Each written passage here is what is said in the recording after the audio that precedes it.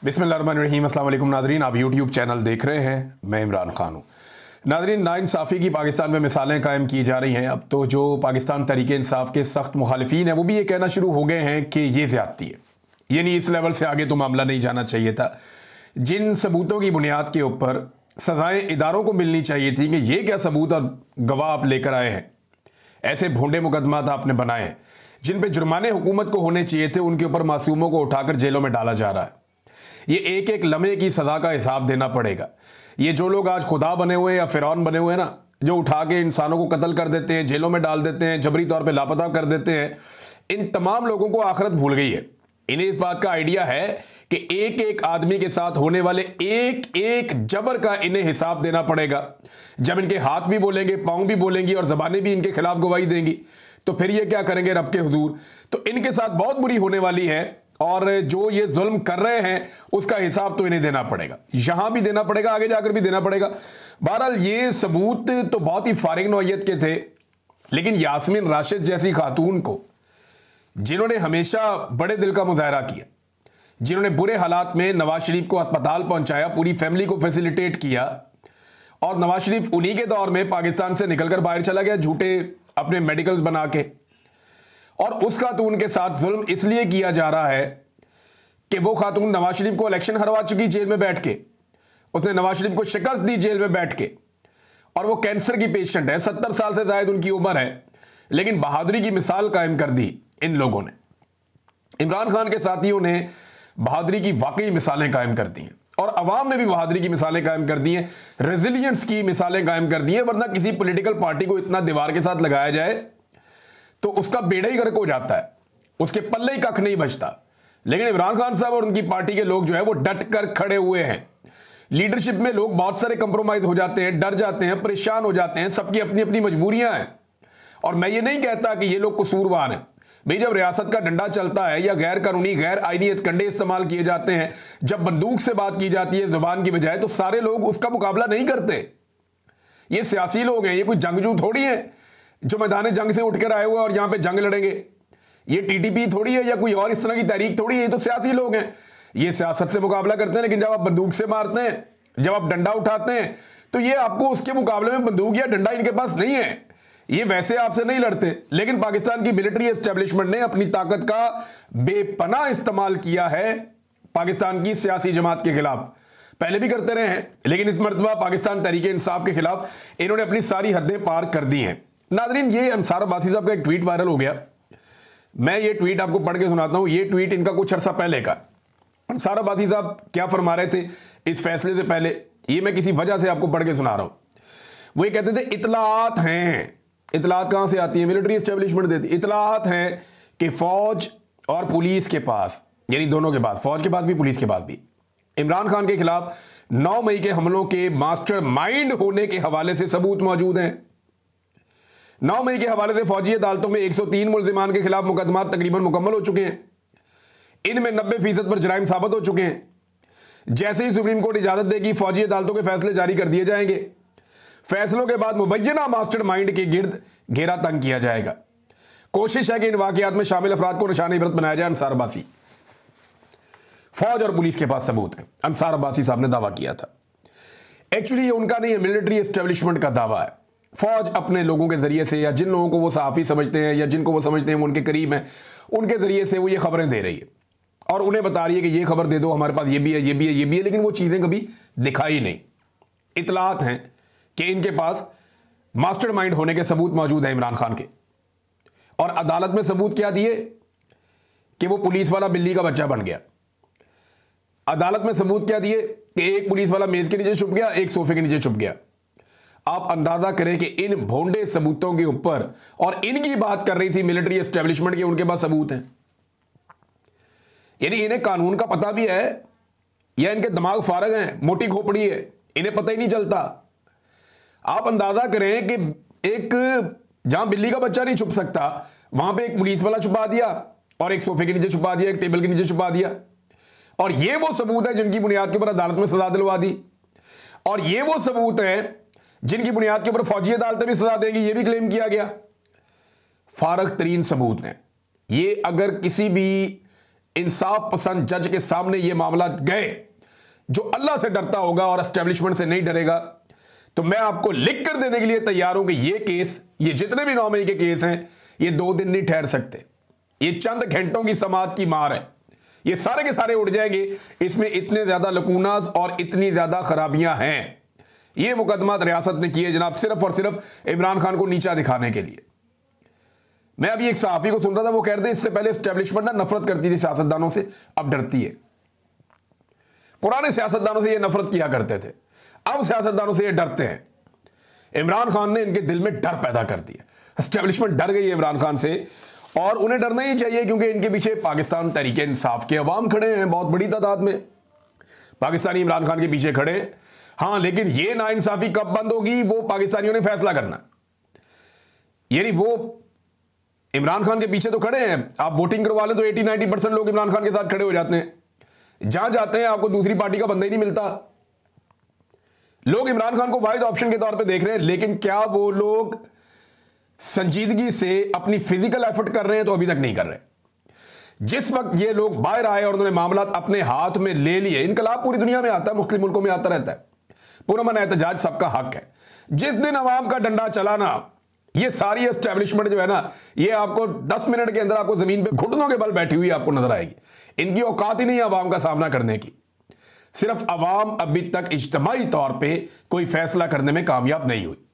जिस दिन हो गया उस दिन खेल खत्म हो गया। नादरीन, ये रिचर्ड ग्रेनल के साथ मुलाकात हुई इमरान खान साहब के बेटों की। उस पर एक ट्वीट जो है वो रिचर्ड ग्रेनल ने की, और उसके बाद एक ट्वीट इमरान खान साहब के बेटे ने की।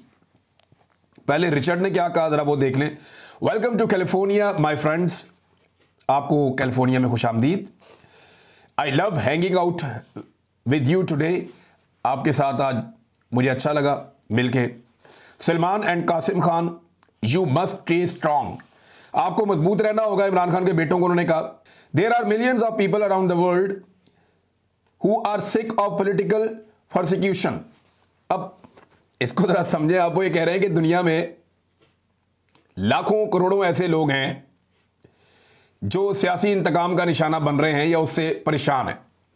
यू आर नॉट अलोन, आप तन्हा नहीं हैं। अब इस ट्वीट का आप जो मर्जी मतलब निकाल लें। देखिए, डोनाल्ड ट्रंप ने फील्ड मार्शल से मुलाकात के बाद पाकिस्तान के हवाले से कुछ अलग फैसले किए हैं। उन्हें मादनियात मिल जाएंगी, इसराइल को तस्लीम करने वाला मामला है अब्राहम अकॉर्ड वाला, और वो आपके वुज़रा आजकल बहुत छलांगे मार रहे हैं कि जनाब ये हमें कर गुजरना चाहिए। तो बहुत सारी चीज़ें हैं जो पाइपलाइन में हैं, जो फील्ड मार्शल दे सकते हैं अमेरिका को, कोई पॉलिटिकल लीडर नहीं दे सकता। क्योंकि फील्ड मार्शल ने इलेक्शन तो लड़ना नहीं है, डंडे के बल पे बैठना है, तो वो जो भी कर सकता है करना चाहेगा, लेकिन सियासतदान नहीं कर पाएगा। उसने जाके पब्लिक से वोट मांगना है, फील्ड मार्शल ने पब्लिक से वोट थोड़ी मांगना है, उसने तो पब्लिक को डंडे मारने हैं। तो ये फर्क तो रहता है, ये फर्क रहता है। लिहाजा जो रिचर्ड ग्रेनल हैं, ये अब उस तरह से एक्टिवेट नहीं हुए जिस तरह वो पहले माजी में थे, और उन्होंने कहा जी आपकी तरह लाखों करोड़ों और लोग भी हैं दुनिया में, तो आप तनहा नहीं हैं जो सियासी इंतकाम का निशाना बन रहे हैं, इससे परेशान हैं, और लोग भी हैं, आप मजबूत रहिए। ये मशवरा रिचर्ड ग्रेनल ने दिया। उसके बाद कासिम खान का ट्वीट पढ़ते हैं। कासिम खान ने कहा कि हमारे वालिद इस मुल्क के लिए सब कुछ कुर्बान कर दिया, अपनी राहत, सुकून और सलामती छोड़कर पाकिस्तान के मुस्तकबिल की खातिर जिद्दोजहद की। आज वो खामोश कर दिए गए हैं, अजियत में हैं, कैद में हैं, और हमसे मुकम्मल तौर पर जुदा कर दिए गए हैं, राब्ते मुनक़ता हो गए। जब से हमें शऊर आया है, उन्होंने मुझे और मेरे भाई को सिखाया कि करप्ट हुकूमत कितनी तबाहकुन हो सकती है। आज उन्हें इसी जुर्म का इल्ज़ाम दिया जाना एक सफाक और नाकाबिले बर्दाश्त सितम ज़रीफ़ी है। वो कह रहे हैं जी मेरा वालिद खुद करप्शन के खिलाफ सारी ज़िंदगी लड़ता रहा और उसी के ऊपर करप्शन के मुकदमात बना दिए, ये बड़ा जुल्म है, सितम ज़रीफ़ी है। रिचर्ड ग्रेनल को मिलने के बाद, इससे पहले उन्होंने अपने वालिद के करप्शन के केसेस के ऊपर बात नहीं की थी, तो ऐसा लगता है कि अमेरिका में उन्हें यह बताया गया है कि शायद मैं ये अपने अंदाजे से कह रहा हूँ, इस ट्वीट पे मुझे थोड़ी सी झलक नजर आ रही है कि शायद अमेरिका में पाकिस्तान की एस्टेब्लिशमेंट ने यह समझाया कि इमरान खान ने करप्शन की हुई है, शायद, और ये चीज़ें उनके सामने आई तो फिर उन्होंने शायद इसके ऊपर एक स्टेटमेंट इस तरह का दिया कि इमरान खान तो करप्शन के खिलाफ जद्दोजहद करता था, मुझे और मेरे भाई को समझाता था हमारा वालिद, तो उसके ऊपर भी इस तरह के इल्ज़ाम लग गए हैं। तो ये एक सफाक और नाकाबिले बर्दाश्त सितम ज़रीफ़ी है, एक जुल्म है। ये उन्होंने कहा। नाज़रीन, मौजूदा हुकूमत जो है उसकी मौजें लगी हुई हैं और एक मरतबा फिर पाकिस्तान में गैस और पेट्रोल मजीद महंगा करने की तैयारी की जा रही है। पिछले वीलॉग में मैंने आपको सुनवाया कि पाकिस्तानी क्या कहते हैं इस बारे में। पाकिस्तानी भरे हुए थे। अभी 9 मई के हवाले से हम सर्वे करवा रहे हैं, एक आधे दिन में आपको सुनवाएंगे कि 9 मई के फैसलों पे जो अदालती फैसले आए हैं उन पे पाकिस्तानी अवाम का रद्द-ए-अमल क्या है। लेकिन गैस और पेट्रोल मजीद महंगा करने की पाकिस्तान में हुकूमत ने तैयारी कर ली है। जबकि एक और बड़ी इंपॉर्टेंट खबर वो ये है कि ऑडिटर जनरल की रिपोर्ट के मुताबिक बिजली के 2,78,000 सारिफीन को 47 अरब 81 करोड़ रुपए के इजाफी बिल भेजे गए हैं। अंदाजा करें आप, लगभग 3.25 लाख से ज्यादा जो घर हैं उनको इजाफी बिल अरबों रुपए के भेज दिए गए हैं। और ये इलेक्ट्रिक सप्लाई कंपनियां लाइन लॉसेज और नाकिस कारकर्दगी छुपाने के लिए ओवर बिलिंग में मुलव्वस हैं। ये ऑडिटर जनरल की रिपोर्ट है, मैं नहीं कह रहा, सरकार की अपनी रिपोर्ट है। और 8 कंपनियां ऐसी हैं, ये डिस्ट्रीब्यूशन कंपनियां हैं जो बिजली डिस्ट्रीब्यूट करती हैं और बिल इकट्ठे करती हैं। इन्होंने 244 अरब की ओवर बिलिंग की है, ये उसके अंदर मुलव्वस हैं। अवाम की जेब पे 244 अरब का डाका डाला। बिजली में ये डाका डालते हैं, चीनी में ये डाका डालते हैं, आटे में ये डाका डालते हैं, पेट्रोल में ये डाका डालते हैं, हर चीज में अवाम की जेब के ऊपर ये डाका डालते हैं। और बाद में ये अवाम के हमदर्द बन के बैठ जाते हैं। फिर वो टिकटॉकर बयान दे देती है कि मेरे अब्बू का दिल दुख गया, वो मीटिंग छोड़ के चले गए। और भाई मीटिंग से बह के दुखी कर लेना सी, या मीटिंग से छोड़ के आपने क्या कर लेना, मीटिंग छोड़ के चले गए। खुदा का नाम ले यार, आप लोगों को बेवकूफ तो ना बनाए। लोगों का आपने बेड़ा गर्क करके रख दिया है। 2023 में भी नादरीन ये स्कैंडल आया था। तब जो है ये जाली हुकूमत ने ये कहा था कि जनाब हम करते ये हैं कि इंपोर्टेड हुकूमत थी उस वक्त, अब तो ये जाली हुकूमत है। तो 2023 में उन्होंने कहा जी इंक्वायरी करवाएंगे, लेकिन इंक्वायरी के बाद मामला दबा दिया गया। आज तक पता ही नहीं चला कि किसने कितना पैसा आवाम की जेब से निचोड़ लिया था। इंक्वायरी इन्होंने करवाई थी कि जनाब ये जो स्लैब सिस्टम है इसका फायदा उठाते हुए जो बिजली तकसीम करने वाली कंपनियां हैं जो बिजली प्रोवाइड करती है आवाम को, उन्होंने आवाम से इजाफी अरबों रुपया वसूल कर लिया। हम आवाम को वापस करेंगे, आज तक कोई वापस नहीं किया पैसा, कोई टका आवाम का आज तक वापस नहीं हुआ। थोड़ा अर्सा पहले इन्होंने अरबों रुपए के इश्तिहार चला दिए कि जनाब हमने बिजली 7 रुपए सस्ती कर दी है। वो बिजली सस्ती हुई नहीं, मीडिया को अरबों रुपया खिला दिया इश्तिहारों के अंदर। करोड़ों रुपए एक एक मीडिया को ये दे देते हैं कि जनाब आपको इश्तिहार मिल रहे हैं, और उसका फायदा आवाम को टके का नहीं हुआ। ये सिर्फ अपनी मशहूरी करने आते हैं और मशहूरी करके निकल लेते हैं। नाज़रीन, फील्ड मार्शल आर्मी चीफ की मुलाकात हुई एक मरतबा फिर ताजर बरादरी से, ताकि उनके मसाइल हल किए जाएं। तो फील्ड मार्शल की मुलाकात के बाद ना एक इंटरव्यूज का सिलसिला भी शुरू हुआ। तो 2 चीजें सामने आती हैं, 2 सवालात खड़े होते हैं। नंबर 1, आर्मी चीफ ताजरों से क्यों मिले, या आर्मी चीफ ताजरों से क्यों मिलते हैं, नंबर 1 सवाल। नंबर 2, ताजर आर्मी चीफ से क्यों मिलते हैं, क्यों मिलना चाहते हैं। पहले सवाल का जवाब यह है कि आर्मी चीफ अच्छी तरह जानते हैं कि जिनको वो लेकर आए वो नालायक हैं, निकम्मे हैं, उनसे कुछ नहीं होना। मईशत तबाह हो चुकी है, हुकूमत का कोई एतबार बाकी नहीं रहा, एतमाद का मुकम्मल तौर पे पाकिस्तान में फुकदान है, और इसीलिए हर थोड़े दिन के बाद वो ताजरों से मिल लेते हैं, और ताजरों से मिलने के बाद उनको यकीन दहानियां करवाते हैं, और उसके बाद उनमें से चंद ताजरों को चुनकर टीवी एंकर्स के हवाले किया जाता है कि इनके इंटरव्यूज करो। वो ताजर जमीन आसमान के कलाबे में लाते हैं। यानी कल एक ताजर ने कहा कि सदियों के बाद ऐसी मुलाकात होती है, हमें आसिम मुनीर साहब ने खाना भी खिलाया, बल्कि उन्होंने अपने हाथ से लिखा। भाई हाथ से ही लिखता है बंदा, और कैसे लिखता है। यानी उन्होंने खुद नोट्स लिखे, उन्होंने हमें खाना भी खिलाया, और सदियों बाद ऐसी मुलाकात होती है। गेम ज्यादा नहीं चुकी थोड़ी सी। बहरहाल जितनी भी चुकी पाकिस्तान की इकॉनमी उठनी चाहिए, गेमें तो पाकिस्तान में उठ रही है, पिछले 70 साल से उठती हुई हम देख रहे हैं। तो ये जनाब ये सियासी और इंतजामी मामलात में क्या एक फील्ड मार्शल आर्मी चीफ की खुली मुदाखलत नहीं है? नहीं, ताजर के साथ आर्मी चीफ का क्या काम है? इस वक्त पाकिस्तान में डेमोक्रेसी है ना, वजीर आजम मौजूद है, वजीर खजाना मौजूद है, बल्कि पाकिस्तान का जो डिप्टी वजीर आजम है वो भी इकोनॉमिस्ट है अपनी तरफ से, बहुत सारे इदारे मौजूद हैं, सेक्रेटरी मौजूद हैं। तो फिर आर्मी चीफ ताजरों से या बिजनेस कम्युनिटी से क्यों मिलते हैं? सोचने वाली बात है ना। क्या बिजनेस के लोग अगवा हो रहे हैं, या कोई सरहद पार से उनके ऊपर अटैक हो रहे हैं, या कोई दुश्मन उनके ऊपर ड्रोन हमले कर रहे हैं? ऐसी तो कोई चीज नहीं है ना। तो सिक्योरिटी प्रोवाइड करने वाला आदमी वो क्यों मुलाकात कर रहा है कारोबारी लोगों से? सवाल है ना। तो तो फिर इसको आप यही कहेंगे कि पाकिस्तान की मिलिट्री एस्टेब्लिशमेंट या पाकिस्तान के आर्मी चीफ सियासत में और सियासी मामलात में और इंतजामी मामलात में एक दखलंदाजी कर रहे हैं, एक मुदाखलत कर रहे हैं। अब अगर आप दूसरी तरफ जाएं और सवाल का जो दूसरा पहलू था उसको देखें कि ताजिर आर्मी चीफ से मिलने क्यों गए, लेकिन ताजिरों को भी यह बात अच्छी तरह पता है और वो भी जानते हैं कि यह हुकूमत जाली है और इसके हाथ में कुछ नहीं है। ताकत इनको जबरदस्ती इक्तदार में लाने वाले फील्ड मार्शल के पास है, इख्तियारात भी उनके पास है, ताकत भी उनके पास है। अगर कुछ अच्छा कर सकते हैं, बुरा कर सकते हैं, वही कर सकते हैं। लिहाजा उन्हीं के पास जाकर मुलाकात करो और उन्हीं को जाकर अपनी बात बताओ। लेकिन डोनाल्ड ट्रंप को भी यह बात समझ आ गई थी कि शहबाज शरीफ क्या बेचता है, बुला के फील्ड मार्शल से मिलो। यह बात ताजिरों को भी समझ आ गई, मौलवियों को भी समझ आ गई। पाकिस्तान का जो भी काबिल जिक्र आदमी हो गया, आर्मी चीफ से मेरी मुलाकात कराओ, मैं शहबाज शरीफ को नहीं जानता, वो किसी उसके पल्ले ही कख नहीं है। जिसके मामलात भी होने हैं वो आर्मी चीफ के साथ होने हैं। वजह यह है कि मुल्क का कंट्रोल आर्मी चीफ के पास है, वजीर आज़म के पास तो है नहीं। तो इमरान खान जब यह कहता है कि मैंने एस्टेब्लिशमेंट से बात करनी है, तो वो क्या गलत कहता है? भाई यही राना सनाउल्लाह ना, यही ख्वाजा आसिफ वगैरह इन्होंने हाथ खड़े कर दिए थे जब मुज़ाकरात हो रहे थे कि ये हमारे हाथ में कुछ नहीं है। इन्होंने तो ये रिक्वेस्ट की थी पाकिस्तान तरीके इंसाफ से कि हमसे वो मुतालबा करें जो हम पूरा कर सकते हो। तो उन्होंने कहा जी इमरान खान से मुलाकात करवा दें जेल में। ये वाला मुतालबा भी पूरी हुकूमत मिलकर पूरा नहीं कर सकी और जेल में बैठा हुआ इमरान खान के बकौल एक कर्नल, वो पूरी की पूरी पार्लियामेंट पे भारी पड़ गया, मुलाकात ही नहीं करवाई उसने। अंदाजा करें आप। तो भाई इमरान खान उसी से बात करेगा ना जिसके बाद इख्तियार है, जिसने मुदाखलत की हुई है कि भाई आप पीछे हट जाएं। जो आगे बढ़ा हुआ है उसी को पीछे हटाएंगे ना, या तीसरे घर में जाके उनसे बात करेंगे। तो अगर मिलिट्री एस्टेब्लिशमेंट को सियासत से बाहर निकालना है या उन्हें पीछे हटाना है तो फिर मिलिट्री एस्टेब्लिशमेंट से ही बात करनी पड़ेगी। इन सियासतदानों से बात करके भी ये हो सकता था अगर ये सारे इकट्ठे होकर मिलिट्री एस्टेब्लिशमेंट को दीवार के साथ लगा के और जी सियासत में मुदाखलत बंद करें। लेकिन ये जो सारी सियासी जमातें इस वक्त हुकूमत में हैं, इनसे बात करने का फायदा इसलिए नहीं है कि ये तो खुद अपने मुंह से कहते हैं कि हाइब्रिड निजाम हमें बहुत पसंद है, ये बड़ा कामयाबी के साथ चल रहा है, यही दोगला निजाम चलना चाहिए, हम फौजी मुदाखलत से बहुत ज्यादा खुश हैं और ना सिर्फ इस निजाम की वो तारीफ करते हैं, इसको तस्लीम करते हैं, बल्कि इसे अपनी बका का जरिया भी समझते हैं। तो आप उनसे कैसे बात करेंगे? उनसे बात करने का तो फायदा ही कोई नहीं है।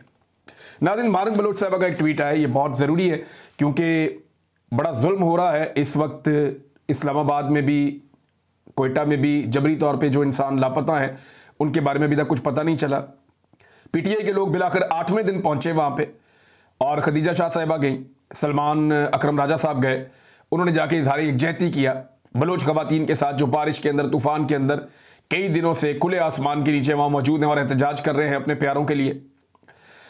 तो मारंग बलोच ने लिखा, बलोच माएँ और बच्चियाँ जुर्रत और इस्तकामत की अलामत हैं। आज इस्लामाबाद में एहतजाज को 8 दिन मुकम्मल हो चुके हैं। इस्लामाबाद पुलिस की बदसलूकियाँ और जबर बदस्तूर जारी है, लेकिन वो ना इन माओं के हौसले तोड़ सके और ना ही इन्हें पसपा करने में कामयाब हो। ये माएँ सख्त बारिश, आंधी, तूफ़ान और जुलसा देने वाली गर्मी में भी अपने पुरअमन एहतजाज को मुसलसल जारी रखे हुए हैं। इनका मुतालबा मुकम्मल तौर पर आइनी और कानूनी है। Doctor Marang Bloch, Bloch यकजहती committee की क़यादत और दीगर जबरी तौर पर लापता या गिरफ्तार अफराद की रिहाई। रियासत को चाहिए कि इनके आइनी मुतालबात को तस्लीम करे, लेकिन अफसोस कि इसके बजाय रियासत इन बाहिम्मत माओं को हरासा कर रही है।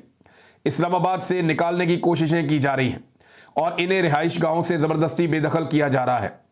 लेकिन याद रखें, ये बलोच माएँ हैं, इनके हौसले को तोड़ना आपके बस की बात नहीं है।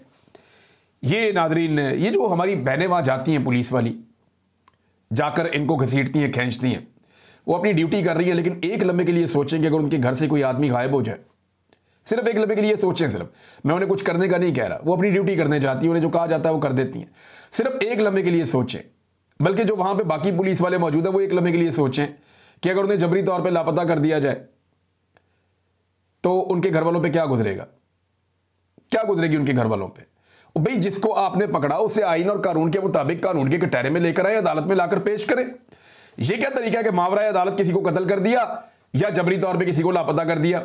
ये पुलिस मुकाबले, ये इंसानों को मार देना, मसकशुदा लाशें मिलना, ये कोई इंसानियत नहीं है, ये इंसानियत की बदतरीन तौहीन है। नाज़रीन, एक और खबर अफसोसनाक है। मियां मोहम्मद अदर साहब बड़े अच्छे ज़ीरक बुजुर्ग सियासतदान, मेरी इनसे मुलाकात भी रही, इनसे कुछ सीखा भी, कभी बैठ के बातें की, माजी की बहुत सारी चीज़ें जानते थे और इनके साथ बहुत सारे राज इनके दिल में थे। लेकिन बड़े ही ज़बरदस्त इंसान थे, बहुत ही रवादारी वाले इंसान थे। और ड्राइंग रूम पॉलिटिक्स के कहा जाता है कि वन ऑफ द बेस्ट जो पाकिस्तान में लोग हैं उनमें से एक मियां मोहम्मद अजहर साहब थे। गवर्नर भी रहे हैं, नून लीग में रहे, काफ लीग में रहे, उसके बाद इन्होंने पाकिस्तान तरीके इंसाफ से अभी MNA बने। हमाद अजहर साहब के वालिद हैं। हमाद अजहर साहब को आप सब जानते होंगे, इमरान खान साहब के साथियों में से एक है। तो मियां अजहर साहब का इंतकाल हो गया, अल्लाह ताला उन्हें गरीक रहमत करे। और ये एक पाकिस्तानी सियासत में एक बड़ा नाम था जो इस दुनिया से चला गया, और अल्लाह ताला उनकी जो अगली मनाजिल हैं उन्हें आसान करे। अब उनकी नशिस्त खाली है, वहाँ पे दोबारा इलेक्शन होगा, देखते हैं कि उस इलेक्शन में क्या होगा। नाज़रीन, जो पाकिस्तान छोड़ने वालों की रफ्तार है उसमें बहुत तेज़ी से इजाफा हो रहा है, और पाकिस्तान तहरीक इंसाफ ने एक डाटा शेयर किया है, और ये डाटा पाकिस्तान तहरीक इंसाफ का अकेले का नहीं है। ये जो डाटा है ये मुंसलिक है इंडिपेंडेंट उर्दू से। ये डाटा ये बताता है कि पाकिस्तान दुनिया के उन ममालिक में शामिल है जहां सबसे ज़्यादा लोग अपना मुल्क छोड़कर जा रहे हैं, यानी वो मुल्क जहां से लोग तेज़ी से तरक्के वतन कर रहे हैं, जो अपना मुल्क छोड़कर जा रहे हैं। पाकिस्तान इंडिया से भी आगे निकल गया, बांग्लादेश से भी, फिलिपीन से भी, चाइना जो दुनिया की सबसे बड़ी आबादी है पाकिस्तान उससे भी आगे निकल गया, नेपाल से भी, यूनान से भी, सूडान से भी, और ब्राज़ील से भी पाकिस्तान आगे निकल गया, तुर्की से भी आगे निकल गया, वेनेजुएला से। दुनिया के जितने ममालिक का यहाँ पे डाटा दिया हुआ है, सबसे ज़्यादा जो लोग अपना वतन छोड़ कर गए वो पाकिस्तानी हैं। और बरतानिया में जिन लोगों ने सबसे ज़्यादा असाइलम की दरखास्तें दी हैं, सियासी पनाह की दरखास्तें दी हैं, वो भी पाकिस्तानी हैं। 16 लाख पाकिस्तानी पाकिस्तान छोड़कर गए हैं, जबकि इंडिया से सिर्फ 9,80,000 लोग इंडिया छोड़कर गए हैं। पाकिस्तान से को 5 गुना बड़ी आबादी है। और इसके बाद जो है वो अगर आप बांग्लादेश चले जाएं तो वहाँ पे सिर्फ 5.5 लाख लोग, हालांकि कितनी लड़ाई हुई वहाँ पे, पूरा एक इनकलाब आया, लेकिन 5.5 लाख लोग बांग्लादेश छोड़कर बाहर गए हैं। तो ये पाकिस्तान की। और यूक्रेन जहाँ पे जंग लगी हुई है रशिया के साथ, बड़ी खौफनाक जंग चल रही है, वहाँ से सिर्फ 3 लाख लोग यूक्रेन को छोड़कर गए हैं। और पाकिस्तान छोड़ने वालों की आप रफ्तार चेक करें, ये लोग पैसा लेकर पाकिस्तान से बाहर जा रहे हैं। मैंने एक डाटा आपके साथ शेयर किया था, आप अंदाज़ा करें कि पाकिस्तान के साथ क्या कर रहा है ये जालिम निज़ाम। और भी खबरें आपके साथ शेयर करते हैं, अब तक के लिए इतनी, अपना ख्याल रखिएगा, अपने चैनल का भी। अल्लाह हाफ़िज़।